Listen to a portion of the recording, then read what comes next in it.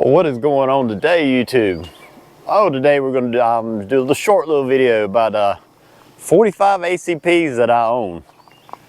I only own 4 of them. Again, we're stuck on 4s. On my revolver video, I had 4. On this 45 ACP video, I have 4. You'll see I have some ones from back in the 90s, and I have some ones that from 1911, but not really from 1911. They're much newer than that. But anyway, it's just again a short video, and it's just on 45 ACPs that I own, and I go over some magazines and everything.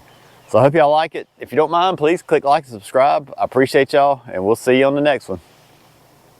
What's happening today, YouTube? We're going to continue going over part of my firearms collection here. I decided to break it down into calibers, and we're just going over handguns right now. Did revolvers, and I only have 4 revolvers. So now I'm doing everything I got in 45 ACP. I only got 4 of them, and all of them are old school anyway. Some of them are fairly new. A couple of them are old so far as actual date I purchased them.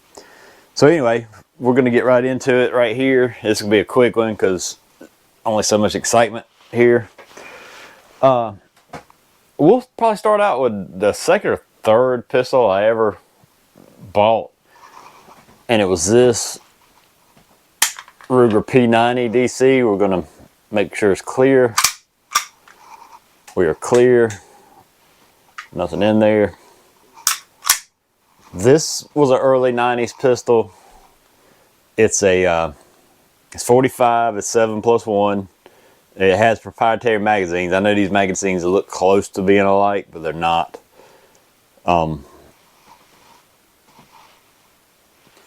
They are proprietary magazines. It is a single action, double action with a decocker, so you can single action it or double action it. And for back in the day, it's a cool looking gun. Probably one of the biggest reasons I got it. But it is big and bulky, heavy. It's built like a tank. I mean, I wouldn't worry about it, you know, so far as just reliability. I've never had a reliability problem with it. I carried it a little, but it's just so big, and it really doesn't do justice how big it is. It's wide, big, blocky. It's got sights. They're there. It's got some sights. But that's a Ruger P90 DC. And I did put a hoe grip on it. And you're going to see another one of these just like it. It was my dad's. We got them at the same time. So anyway, this is my Ruger P90 DC in 45 ACP. Same gun, just with nothing done to it. We'll go over the same thing. It's clear. This gun sat in my dad's truck forever. If you look at it, it's a little worse for wear. It's got some rust action going on. Supposedly stainless steel. It's the same gun the other one is, just I didn't change the grips. Here's another thing about these guns. I don't know if that's coming across. Put it up here. It's like a maraca. Anyway, that is 2 mid-90s model 45 ACPs. And we're going to go way back in time, but with a much newer firearm. We'll go here. This is 1911. I think they call these Commander Links. I'm not a 1911 aficionado. I mean, I like the guns. I'm just not up on everything with them. We'll make sure this is clear.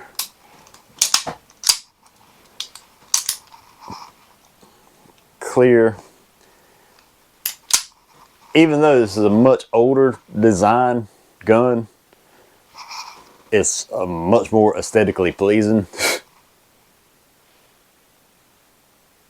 and is way better fitting in the hand. And it's single action. Of course, 1911s are just single action.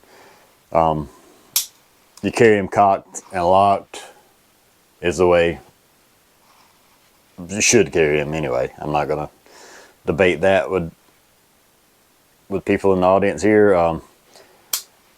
Cocked and locked is the way to carry it. And it takes 1911 magazines. This happens to be a Ruger magazine. I think it's 7+1. And that's going to get us to 1911 magazines.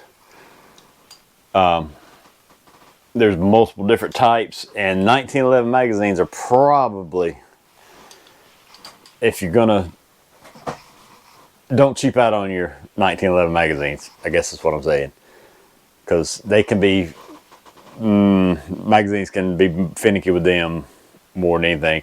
These are just stock Ruger ones, 7+1s. I believe these are stock GI, but I think they're McCormick GI mags. These are 8+1 with the same length magazine, and they work fine. This happens to be a Wilson Combat 10+1. Looks kind of goofy in the gun, but does allow you extra capacity for your 1911. I very rarely carry a 1911. Occasionally I do, but not much. There are times that I do. Anyway, I've had this particular one. Let's make sure we lock her back. I know she's not loaded, but carry this. I've had this particular one for probably 7-8 years now. Great shooter. Mid for your 1911s, it's a mid-range 1911. It's decent, but it's not top of the line by no means. You're looking at a $700 1911, so that's about mid-range price. This one right here is going to be bottom price 1911. This is from pisols, so we'll make sure it's clear.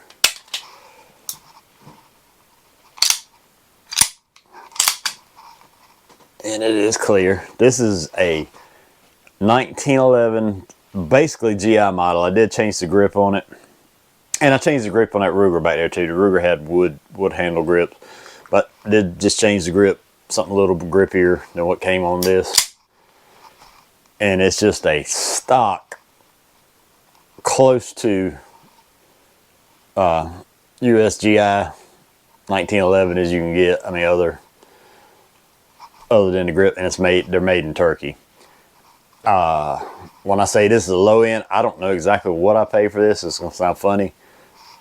I bought this and 500 rounds of 45 for $535 at a gun show.